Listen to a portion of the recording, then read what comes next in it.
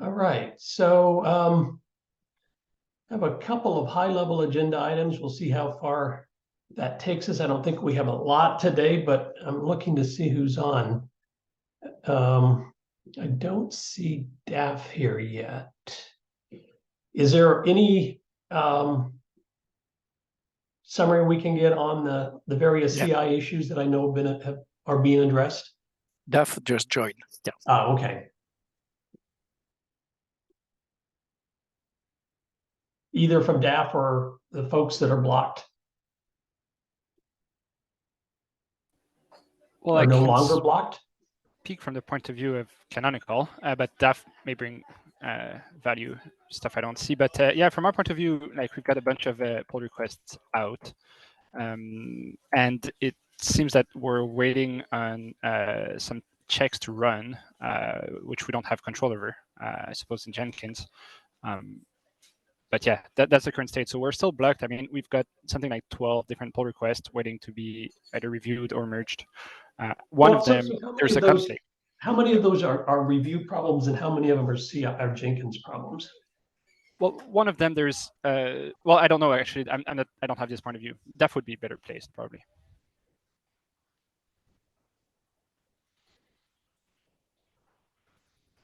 Yeah, and we, Larry, we're unblocked because we manually merged our change and manually tagged, and kind of got around the CI because we needed to get something published out.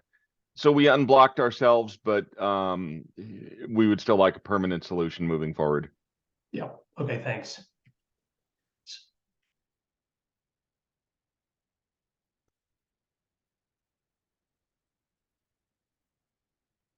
And the first was canonical, right? Yes, I was speaking from canonicals. Yeah. So you're waiting a combination of Jenkins checks and code reviews.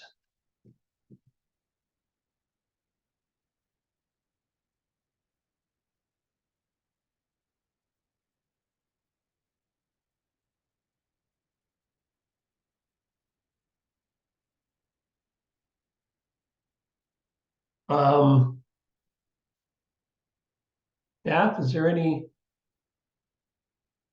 status to give here? I'm sorry, I was on mute. I am not aware of any build jobs that are still pending. There are a number of reviews that are still required.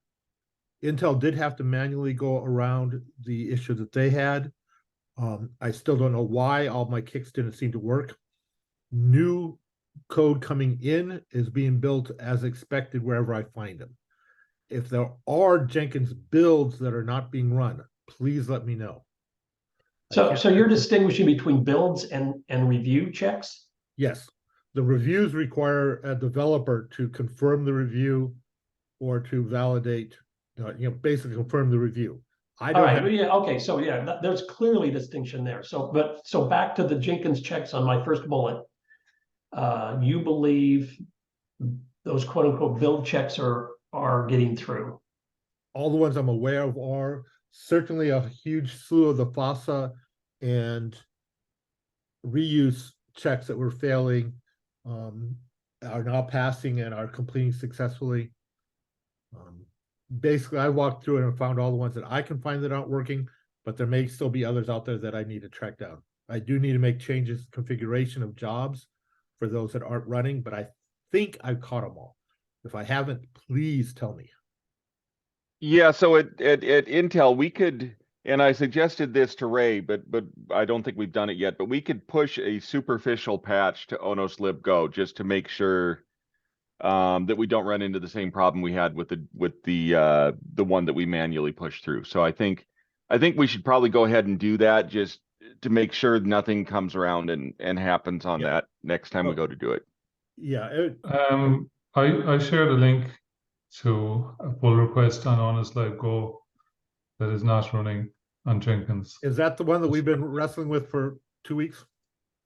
Yes. Okay, so that's when I sent the mail to you, a DM. I don't know what's kicked off Jenkins. It should be okay. I believe that a fresh new commit from scratch might clear things for that one. Just okay. Yeah. Yeah, I missed the start of the meeting, so I might have missed that. No, I didn't say it here. It was on a DM, sorry. But none of my kicks, none of my starts. I've done 2 null check-ins. I'm not happy. I can't figure out why Jenkins is busted, but everybody else seems to be okay. I think this one has just been mucked with so often. Jenkins is massively confused, and I haven't been able to figure out why.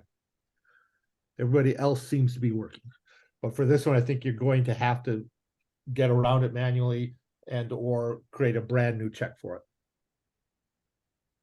Right. I'm sorry, a brand new check. You're An suggesting. identical, abandon this commit and create a brand new one. Thank you.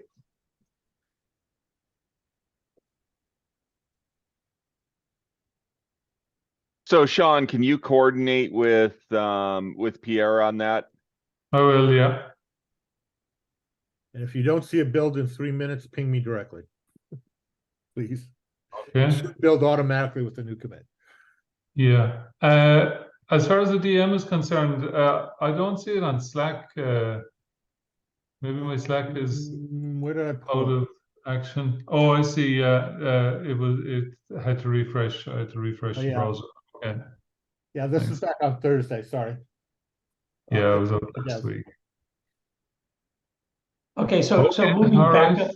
I'm sorry, go ahead. Nothing. I said I'll try and recreate a new Yeah. issue and see if we get a Jenkins build. So back to the canonical pull requests. Could we get some confirmation if that the blockers are now people and not code or Jenkins?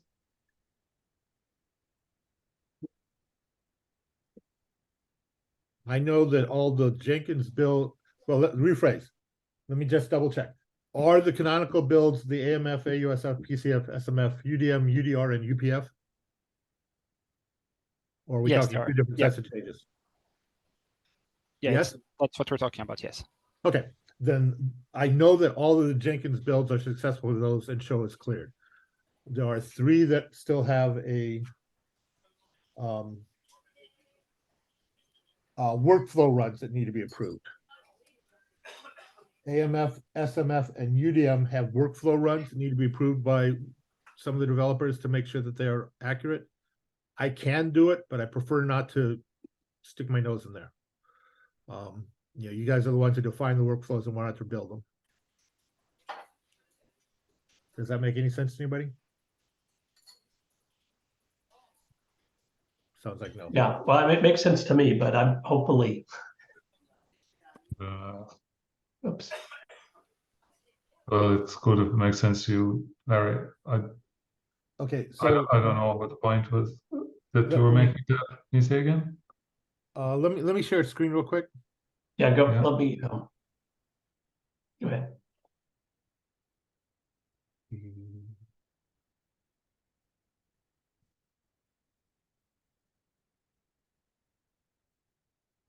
Okay, so right now you should see a PR bumps go version 121 for UDM. Is that correct? Yeah, we can see it. Okay, so as you scroll down, you'll see that 4 workflows await approval. These are workflows that were added at some stage for some reason.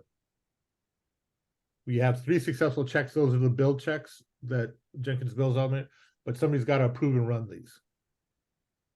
I can do it manually if people don't know what this, if people don't, rephrase. The ones who made this check-in, are you aware that workflows were modified?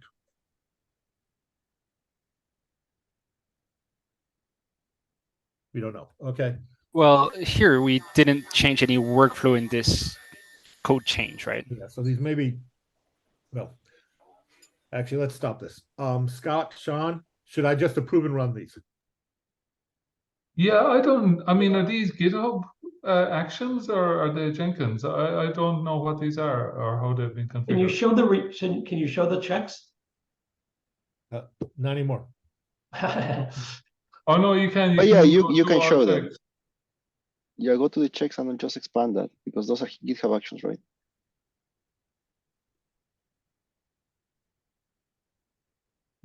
Okay. linting. Yeah, it should have shown green if they haven't progressed yet. These are GitHub actions, I think, Mhm. aren't they? As opposed to Workflow actions. But what's Okay. the process? Like, who looks at those? Like, some of that's my concern here. Like, we created a bunch of those, and then we post messages on Slack whenever we need review, but doesn't seem to work that well. I hate that we've got a combination of GitHub versions of these in Garrett, but we do.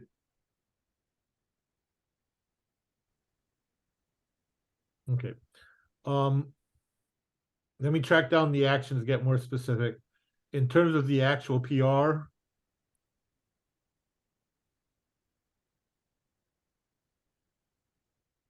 right now it just needs one review, but all checks have passed. Can you show the checks over on the right there? Yeah.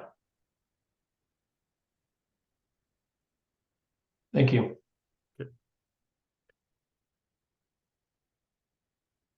I'll double check GitHub Actions, but in terms of your checking in the code, you should be able to do the full submit now. Once you get the review from the developer, you know, And who will review it? Gabe or AJ.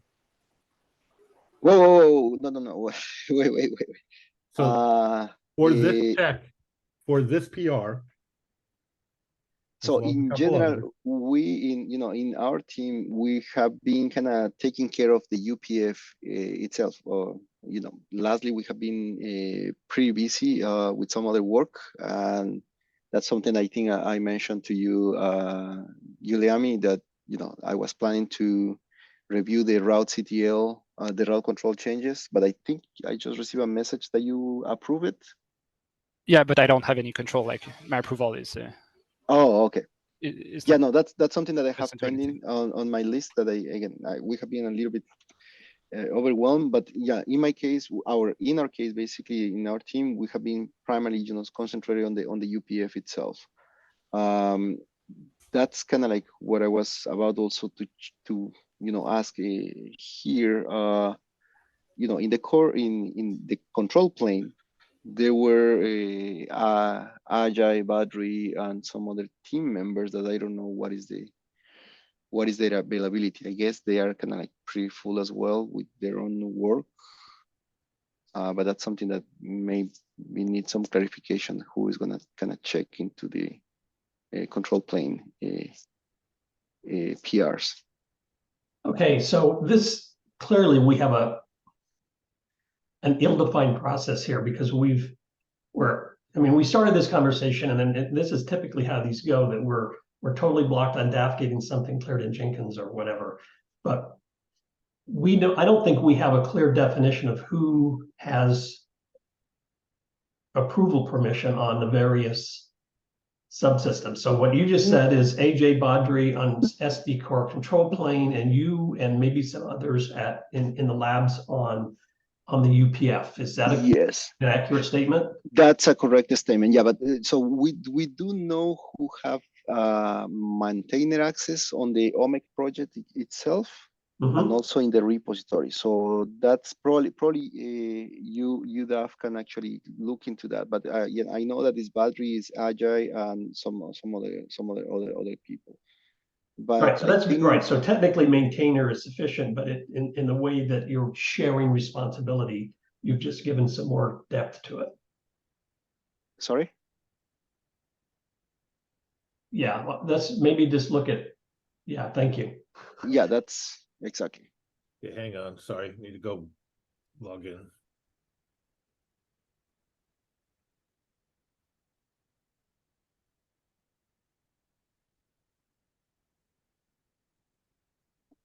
So right now, these are the groups, Mm-hmm. and the two who can do things are the EPC maintainers, which is this list, Yep. and these guys. Mm-hmm. Yeah, so Badri, Ajay, and the other two persons are the ones that have been primarily working on the control plane. And in our case, again, in the labs, we have been working on the user plane. Now, if we need to add more people to these lists, please let me know. Well, I would be more than happy to have some of my team involved here, but I mean, we can be the one contributing the code and reviewing just ourselves too. So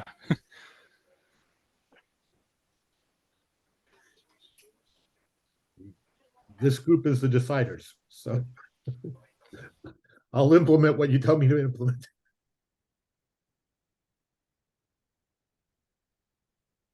Well, I think I would put it to the OMEC maintainers are empowered to add to that list. I don't think that TST needs to be directly involved in that, unless there's some unresolvable issue. and what's the process to get added to that group by that team? Like, We're now defining it.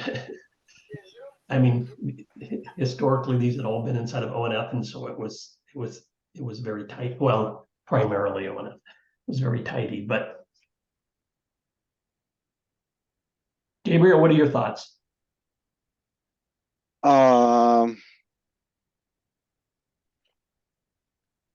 So again, in our case, I can just speak from the UPF perspective, because we have been, working on that. I'm more than happy to kind of have more reviewers. If someone in the canonical team can join, that's great. I cannot speak that much from the control plane, and we haven't gone into those details yet.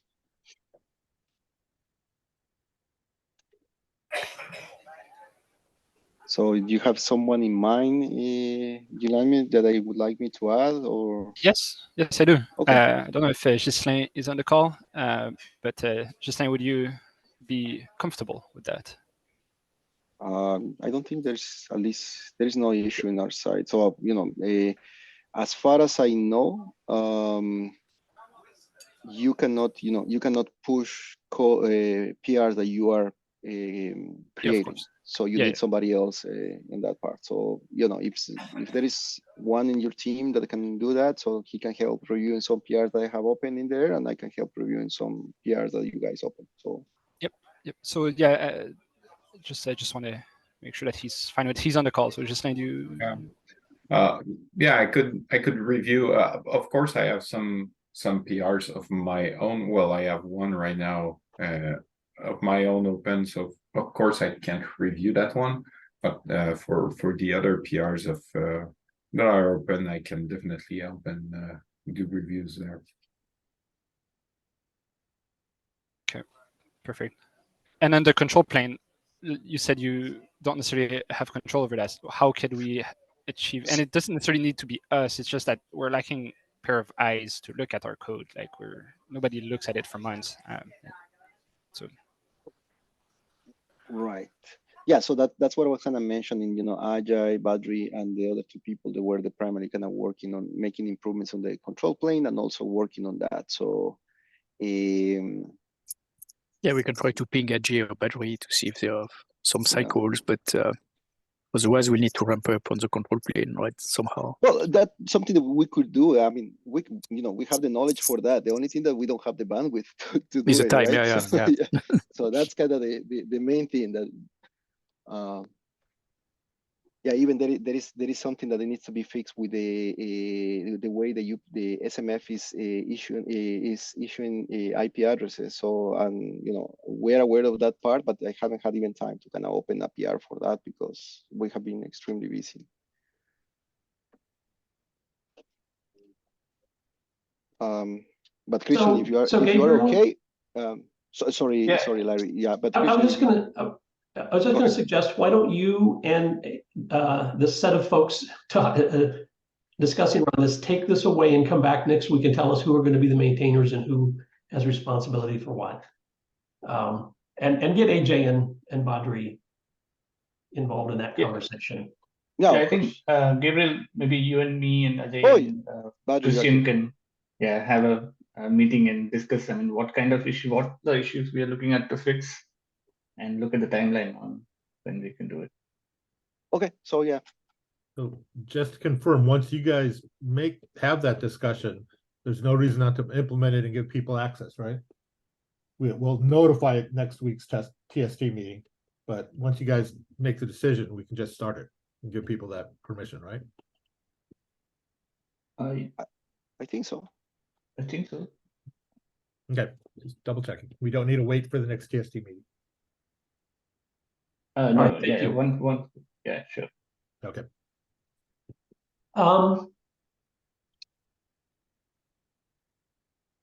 Is there a similar discussion we need to have about rock?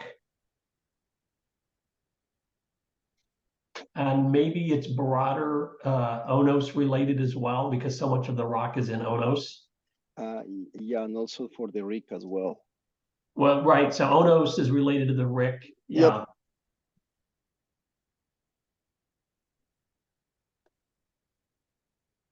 So I don't know, Wujun, whether you have some bandwidth or somebody can. So who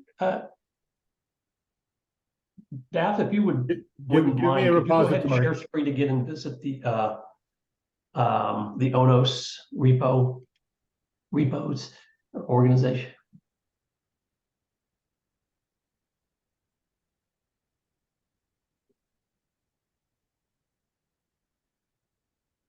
So yeah, just in terms of who are the maintainers? For SD-RAN related, Well, so I don't know how narrow we need to go here, whether we're talking Onos or SD-RAN or. yeah, basically the Onos workspace has not only SD-RAN but also all other Onos repository too, like Rock, SD core adapter and things like that. I think there are like 70 repos in there. So yeah, that's true. 82. Yeah, 82 exactly. Yeah. Right, I know there's a ton of them, but how do we get a handle around who owns maintainer, or who is maintainer and is active enough to actually act on reviews? For what? So who are the teams now? Maybe teams. I'm not sure which is the right. There we go. Yeah. Yeah.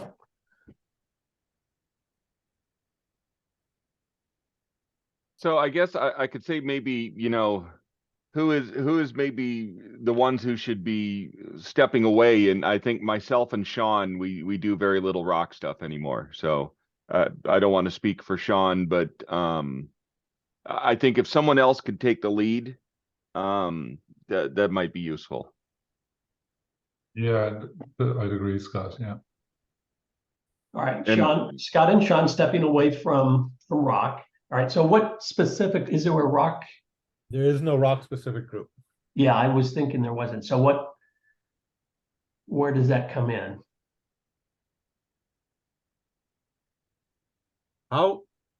It may be that the better way right now is to figure out what you believe are the subcomponents and then figure out who should be in them. And then which repositories belong to which subcomponent, because. All right, I think that's right. So I would agree that a team for rock makes sense, although it's also going to touch. We probably need a team for SD-RAN, which that is one, I guess, SD-RAN access.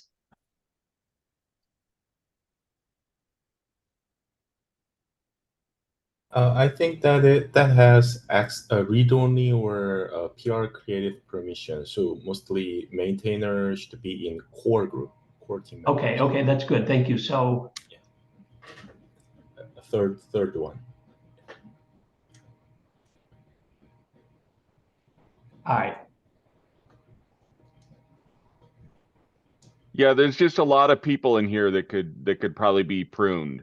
So I mean, there should probably be just general pruning of people who have moved on to other things, particularly us former ONF people. Yeah, and then people that have even moved on from Intel. Yeah. So who would be on this call willing to make a pass over this list? At some point, I think I saw Thomas on here, although I don't know if he's still on.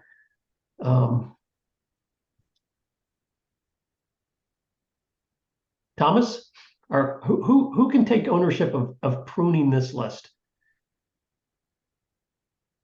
And by pruning, I mean cutting it back to the point that if you're on it, then you accept it's not an honorary position.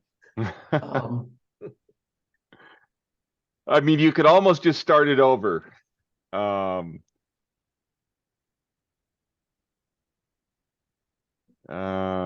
mean, almost every name I mean, I think, you know, you need to decide, people like myself, Sean, Jordan, do you want us on there as sort of like emergency approvers of stuff?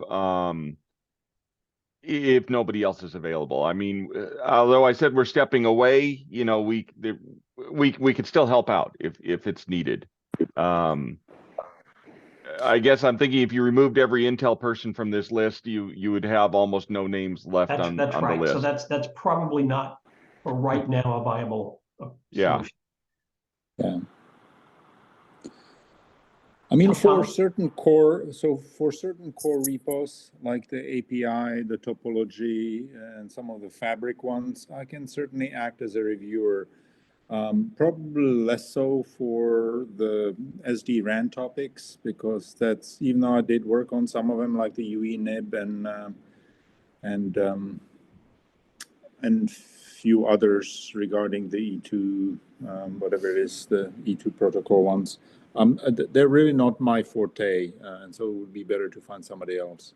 But for some of the core platform ones, I can act as a reviewer for those. So, Ujan, does it make sense to split? Yeah, sure. Of course. Yeah. Okay, split it into core and RAN. The core, we can leave Thomas and some of the, you know, names that have been associated with ONOS for a long, long time. Brian, I don't know if Charles is still involved or not, Ray. And then have the SD-RAN team be the more active one. So back to, there's no ROC team, maybe the same thing for ROC. So what we need to do here is divvy up repos into some new teams and get the right people on those teams. Yeah, I mean, of people that are kind of continuing, Suresh from Christian's team, I think has the best idea on what's involved in ROC.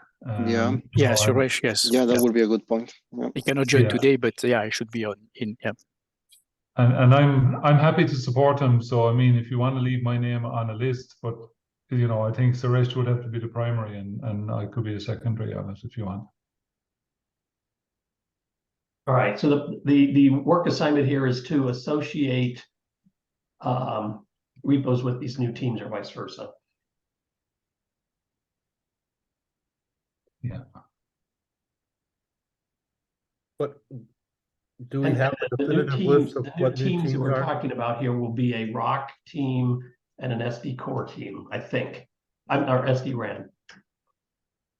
I thought we just said you wanted core and RAN instead of a single SD-RAN. Well, I'm carving out of the core. The new teams, right, there'll be a core. So there'll be ROC, RAN, and core. Okay.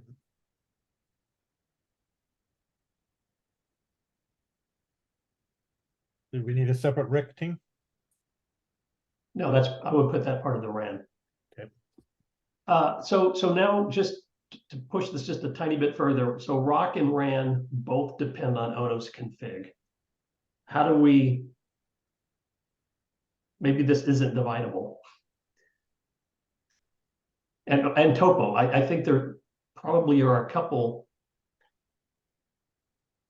Well, I think it may be fine if one team depends on another, because you know there's also libraries, you know, like ONOS lib go stuff like that, and I don't know that you want to split a repo amongst two teams if you could even do that. I think I don't even you know would. that you could. No. Yeah, so I would designate, you know, try to figure out which repo it should be sort of, or which team should be primary for a given repo.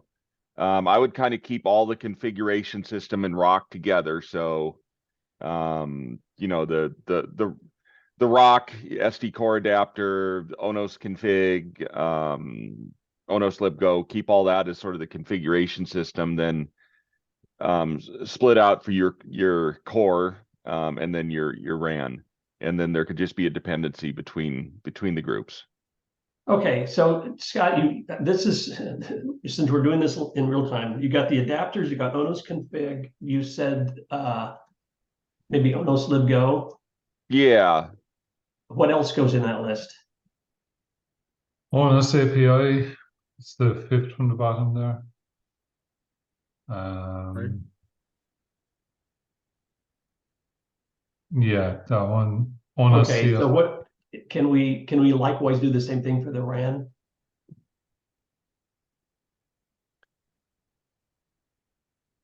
I mean, I think the RAN is, the A1T, E2T. Yeah, since I'm typing, I'm not looking at the.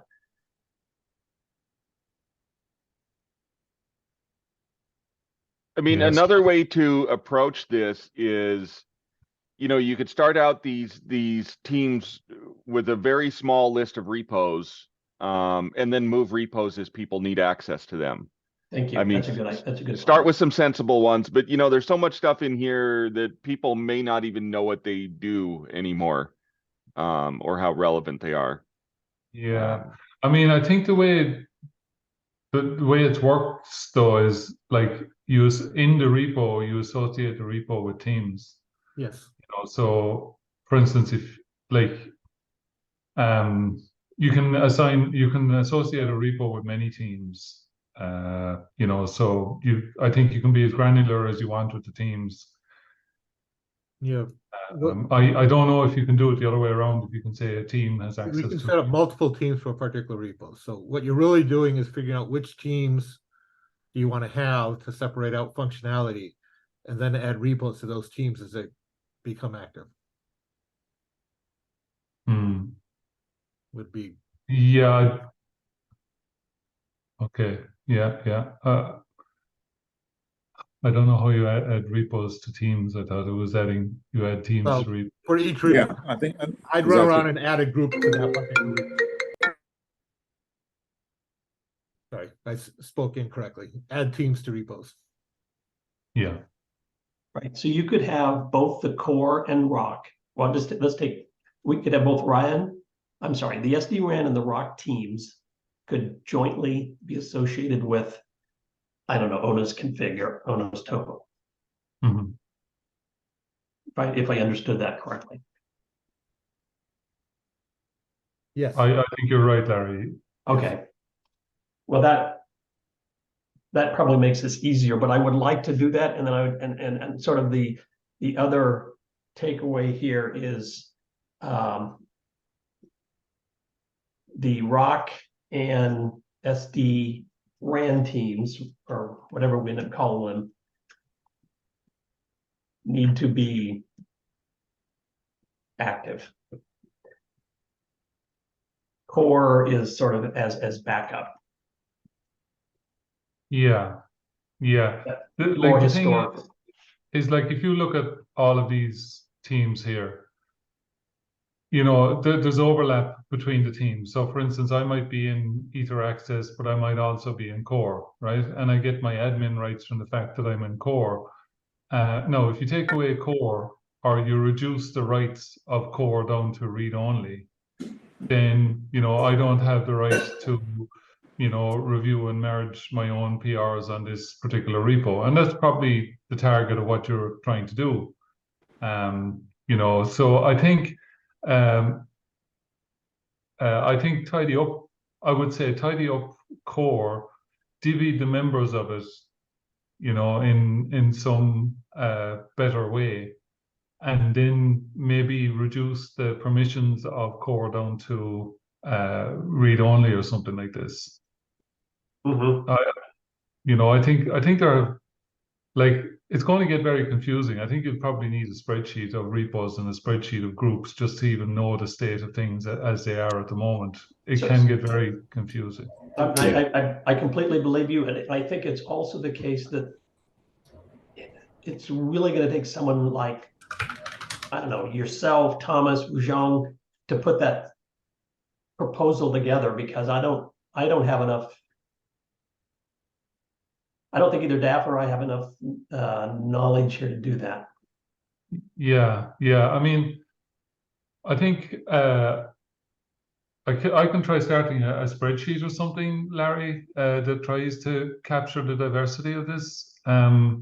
You know, just by taking one or two repos as an example, and then, you know, hopefully there's some way of extracting this kind of stuff from GitHub that you can just, you know, fill that into the spreadsheet for all repos. I think that's what it would need. Yeah, okay, I would appreciate that. If you could do that, then it would get us started on this. So I can create the spreadsheet that exists that describes the current state, if that would make well, yeah, I mean, I was just kind of proposing it because I was proposing just showing the structure of this, or defining the structure of the spreadsheet, because you know, it's easy to miss out on, you know, something in the structure of these relationships. You know, when multiple people can be assigned through different roles at different levels and all this kind of stuff. So give me a day or two, David, and I'll just I'll just try and structure something, and hopefully you'll be able to take it from there. Okay. The other thing I want to make sure we're realizing is you're talking about 3 levels of access at least. Yeah. As you have read only, you know, the pure open source, people who can submit PRs, and then people who approve and merge.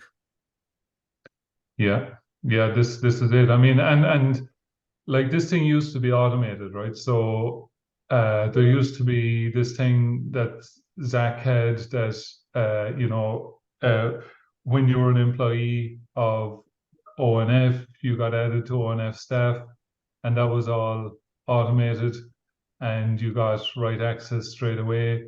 But then in other repos, some people were added manually. You can see Anchor has been added at the end as an individual user and not as part of a team. And, you know, to structure it properly, he should have been added as part of a team. Correct. You know, so agreed. There's a lot of mess around here, you know. I don't think I think there's a clean slate on doing this is one takeaway, which is what Sean, I think, is offering to give us a first cut on that.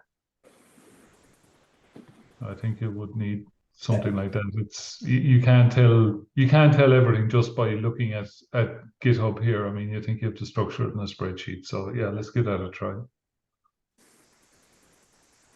right, thank you.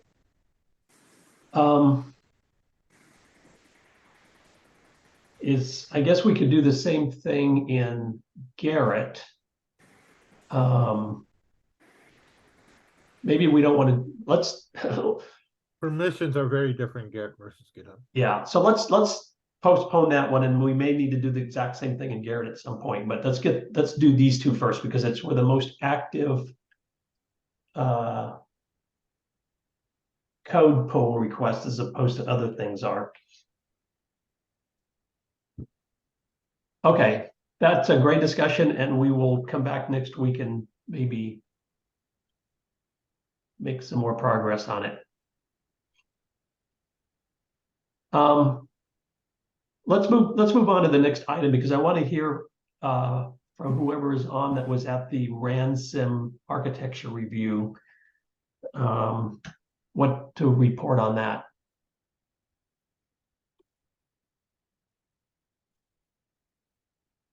Alex, Wujong? Yep. Yeah, hi, sorry. I was talking on mute. Can you please go ahead? Yeah, so today morning we had a session to review the RAN simulator, the very, very high level initial design. So the major principle that I proposed is just splitting the existing RAN simulator into the multiple microservices so that we can support the flexibility and scalability. So the video clip is recorded, but I'm trying to find out how I can share it to the other people outside. So once it's done, then I will share the video clip. But essentially, before I do that, I will share the presentation. I mean the PPT file to everyone. I think I can share it on public, so it should be okay. So we just go through the this morning, go through the my idea, my proposed idea, and major I think I can share my screen and then see. Give me a second.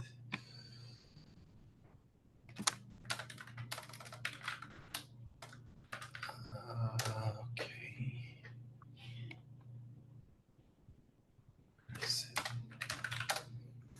Yeah, I see.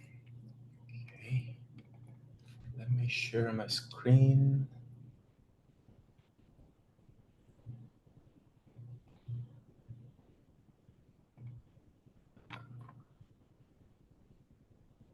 Okay, can you see my screen? No. Not yet. Give me a second.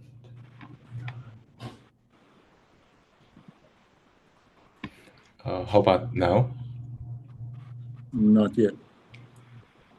Something strange, but I will present it very simply. So yeah, so previously, as you know, our range simulator is standalone. So the single container has everything like emulating multiple E2 nodes, emulating multiple UEs, and in the middle of those two layers, there are multiple handlers like service model handlers or KPM service model handler, RC service model handler, handover service model handler, and also it has some radio emulation logic like free space path loss model and directional antenna model, etc.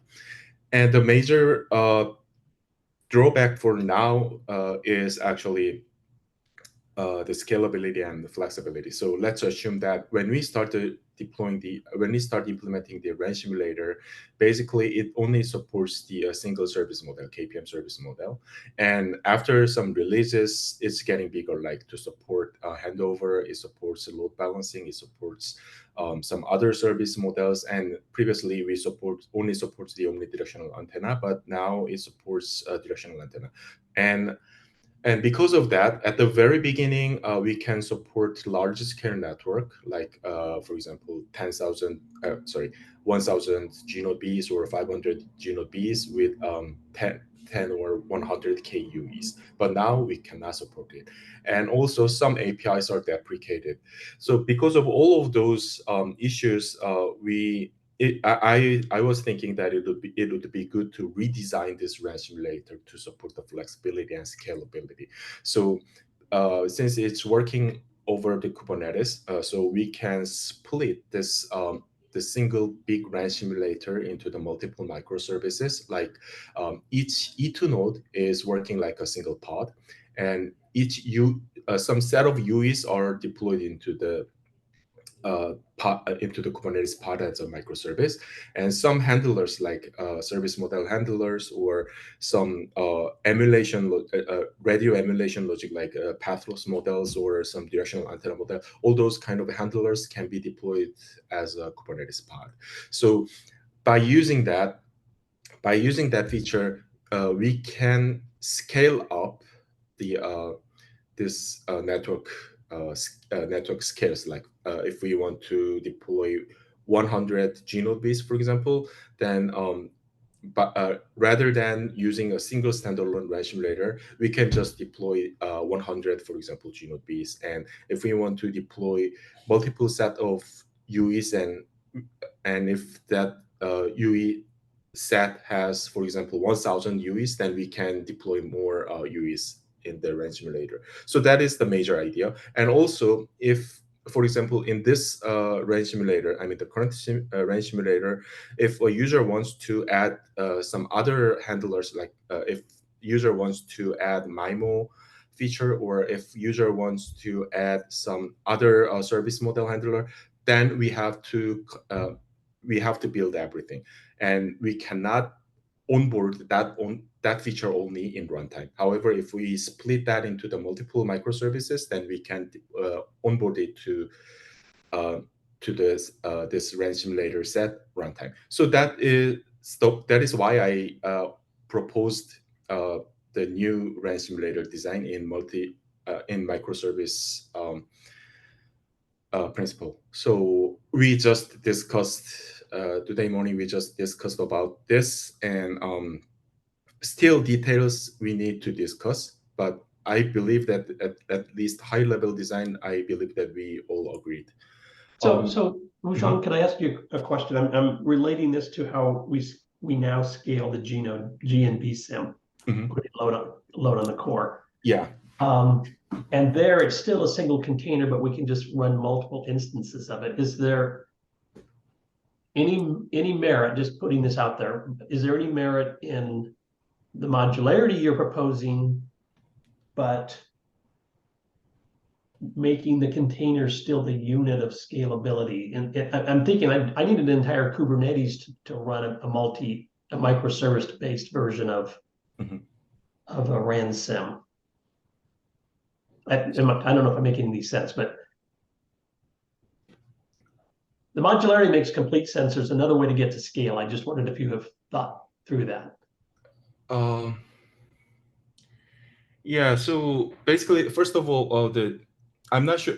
I'm not really familiar with the Gnode vSim, so I cannot tell the details. But so basically, the RAN simulator. I wanted to make the RAN simulator to emulate really large scale, like 100, for example, 100K UEs, etc. But I believe that the single container could not support it. But the details are not decided yet. So one thing I wanted to know, just as a kind of a sidebar, for Fabric Simulator, clearly it's a little bit of a different domain, but it does support basically like a federated scale model where you can effectively partition the environment or partition what's being simulated into different realms, and you have basically multiple different realms, ignite multiple different realms for the Fabric Simulator. So you could you could run, let's say 16 or whatever, 32 simulators side by side, distribute them different machines. But it does hinge on being able to have some level of partitioning for the realm. Which, in case of the RAN simulator may not be necessarily as straightforward as it was for a Fabric Simulator. Because Fabric Simulator, deals with simulating data center fabrics, and those things don't tend to move between racks too often, unlike UEs. But there is still a way to accomplish that. So, I mean, clearly there's pros and cons to that's those true. different approaches, but just something at least to consider. I will consider it as well too. So this is great, and I'm glad this activity is getting going. Do you have a sense of people, still early, but I just wanted to get what the reading was on people's willingness to put resources into this? Sure. Could you repeat the last sentence? I think I missed your. I'm just curious how confident you are that there were people willing to set up and start working on the implementation. Oh, that's really hard. Hard to say. I think it might be a little early. It might be a little early. First to get the cadence started, right? That's and true. have some weekly meetings, and then probably this will grow with the contributions as well. Yeah, right. So we need to make it. We need to get some more meetings and then make some sort of consensus for the final design. But it's ongoing. So nothing is clearly decided yet. But the principle was let's split this RAN simulator into multiple microservices. That is the only one I can say at this time.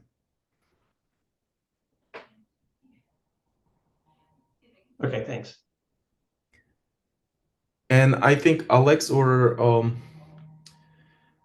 somebody, could you make some sort of weekly meeting or bi-weekly meeting for the RAN simulator discussion? Because I can set up, but as I mentioned before, it is really hard to share some resources if I create a meeting. So because everything, if I record a video clip, then it's recorded in my laptop, and it is really hard to share to the outside. So probably it would be good to, yeah. Yes, I will work on setting up. Yeah, thanks. Thank you. Great. All right. I just threw QA status down here in case there are things to discuss. I've been interacting with the GS Lab team at a pretty frequent level recently on getting some integration tests up and running and working on that. But I just wanted to give the GS Lab folks a chance here if there's something to report on.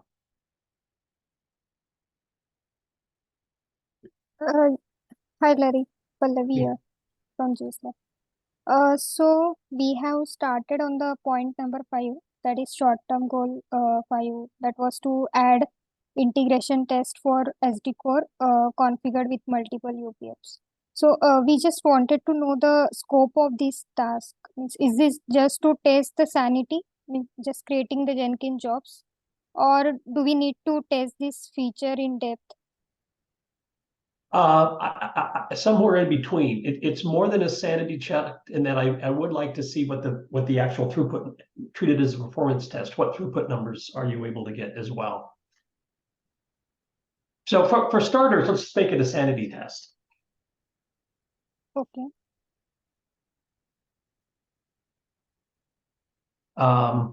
Just replicating what is described in the guide. In the blueprint, that document. In the Aether on-ramp guide. Yeah, so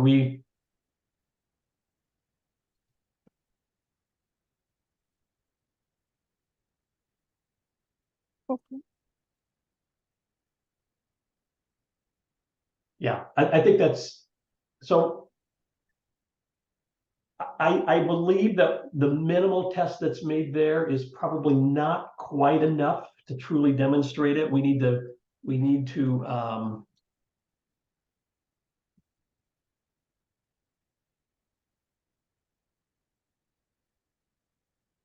verify that all the UPFs are actually forwarding traffic, which I think is merely that the GNB SIM tests completed successfully, because there's a throughput. I'm sorry, there is an end-to-end test at the end of it, so that should be enough. Okay. And this should be with the quick start and multi-node cluster. Yeah, right. Okay. I will take it as an action item to specify it.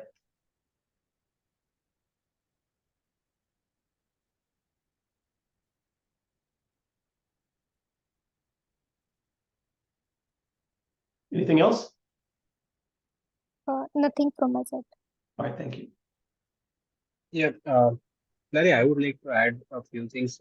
We have a few queries on multi-UPF deployment and how it functions. So if we can raise it to someone, that would be really helpful. So you have questions about what was it specifically?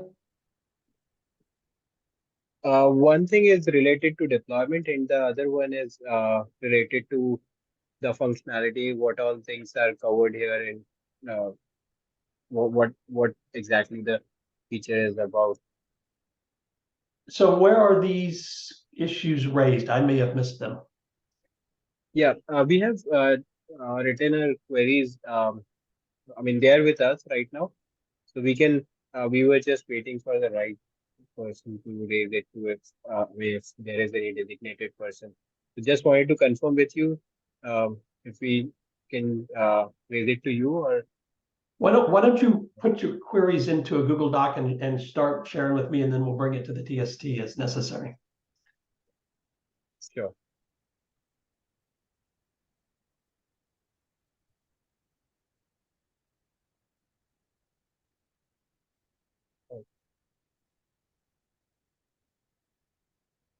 Okay. Yeah. Anything else? Other than that, I just wanted to share that we have created a Jenkins job where we are deploying Ether UV ransom with Ether on RAM. So this is majorly from the um, deployment perspective and the short-term goal that we have discussed earlier. So we will be adding a throughput test there as well by installing IPOF, and we'll be using IPOF for those throughput tests. That's great. So if just for everyone else's sake, there is a blueprint. I think I mentioned it in vague terms last week to bring up UV ransom, which has the iPerf test, and then configure SD core so it's optimized for throughput, which is what we saw Intel Labs demonstrate a few weeks ago, and that will become now a nightly build fairly soon. Yeah.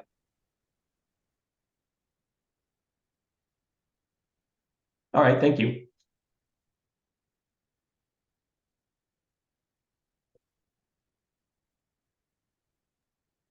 Thanks. Anything else? Right at the top of the hour. Thanks, everybody. Bye. All right. Bye-bye. Thank you. Bye all.